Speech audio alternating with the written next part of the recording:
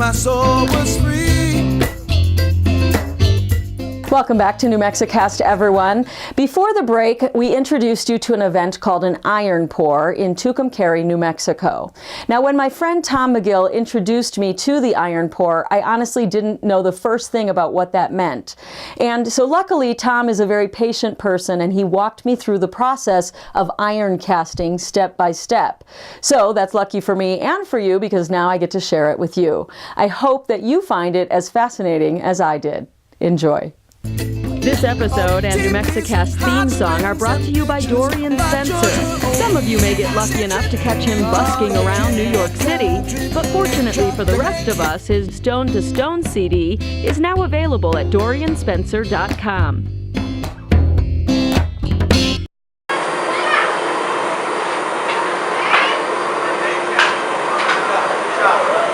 For 1 week out of the year, the quiet campus of Mesalands Community College in Tucumcari, New Mexico, is transformed into a bustling gathering place where iron maidens breathe fire, burning crucibles are carried, and sometimes failed investments are made. These are just a few of the terms heard around the annual Iron Pour at the Mesalands Foundry, terms which seem quite foreign to an outsider. It looks chaotic, but it's highly organized. Luckily, we have an insider to show us around, Mesalands student and foundry frequenter Tom McGill. I've been here for about 7 years, but I usually pour bronze. I don't usually do the iron, but I'd like to help whenever I can. So. Today, Tom helps by walking us through the iron casting process, step by step. In many ways, it feels like a walk back in time. This is a very traditional crew. This hasn't changed in thousands of years.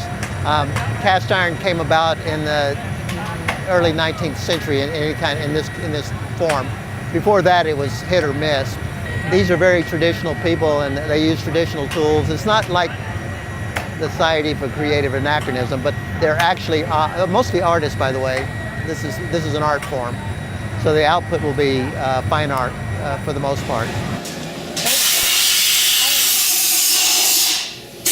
Susan Stacy is one of those artists. She is a Mesalands student who uses the foundry to bring sculptures like this horse to life. Here's the head, here's the mane, and this is how it attaches into the base. That's a big bolt, and then it'll be open in the back side, and it goes in, the metal goes in like that. But before a piece gets to the point where it is ready for molten metal to be poured into it, it must go through a series of steps. This is where the metal goes in, right there, and on this other side. First, a wax model is made with all the fine detail the artist wants. A mountain lion. I have one to be casted today on a rock. And so this is wax? What is this made of? It's Smith wax. The next stop, the investment room. This is where they make the investment.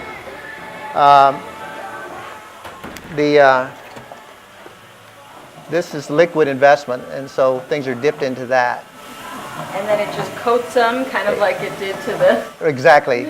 And then they're turned into, this is liquefied sand. It's sand, but when air is pumped through it, it becomes like a liquid. It just floats. And so if you drop something on it, it just sinks to the bottom. And so that comes after this step? Right. It's a process. You coat it, sand it, coat it, sand it, coat it, sand it about 7 times.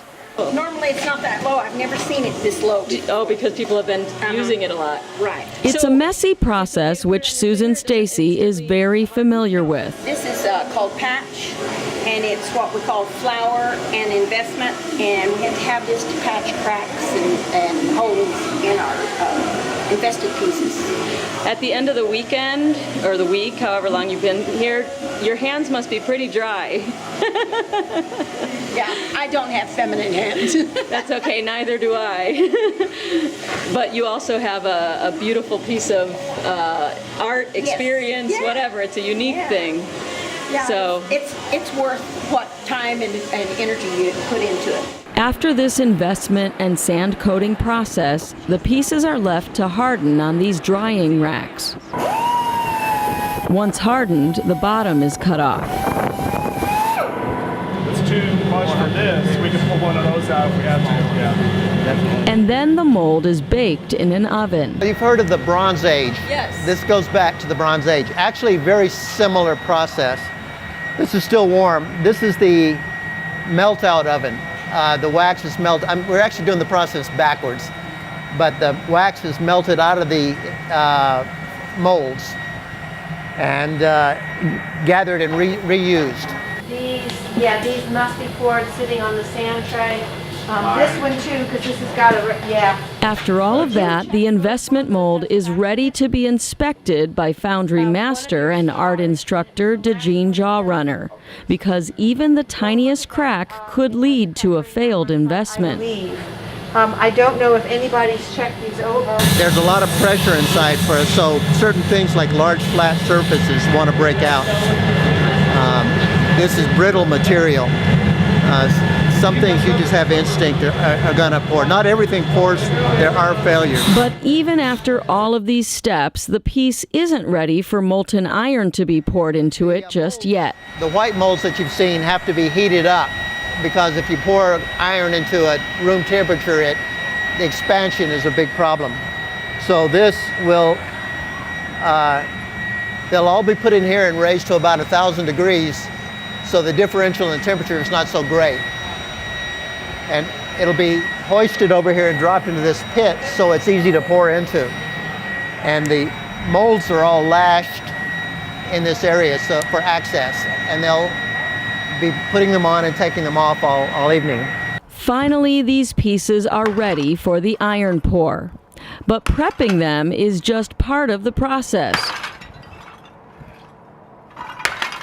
While some work on their artistic creations, in another part of the foundry, others take turns prepping the iron itself for the Iron Maiden. Right. They'll take bathtubs and radiators, and they'll break them into little pieces, with a large sledgehammer into medium-sized pieces, and then into small pieces, so that they'll melt. Because it's important to melt quickly so that you can get another load in. So, and also it's the custom that you make at least as much as you use. So everybody who is getting the chance to pour, maybe for their project, they're also doing the work. Everybody does all the work, and there's a lot of work. So traditionally you make what you use plus maybe a little more, and probably a little more. It is this give more than you take attitude which makes an iron pour like this one successful. It seems like it's a big It is a big deal, and the reason it's a big deal is because we do not buy iron in ingots. We do bronze and aluminum all year long, but we only do iron once a year because I have to collect steam radiators, bathtubs, anything relatively thin that can be broken with a sledgehammer. In fact, when you go out, you'll see rows of people still sitting out there breaking iron, I think, getting them small enough so that we can melt them down in the furnace. We use coke in our furnace, and so we will melt this iron about 2,800 degrees. And so it has to be relatively thin. When you look at our furnace, you'll understand that there is an area that we melt in, and if the iron gets below that, it will not melt, and it'll become a heat sink, and that it will make all the melted metal below begin to congeal, and our furnace will clog up. When you come to an iron pour, you are never guaranteed a piece. The fire gods are alive and well here. So we do everything we know how to do. It's low tech, and then we see what happens. We got big ones right here. But after days of preparations, these artists don't leave everything to chance. Before they pour the first drop, everyone participates in a tradition which they hope will guarantee a successful pour. And coming up after the break, we will be talking traditions for the iron pour and marshmallow peeps. You don't want to miss that. Don't go away.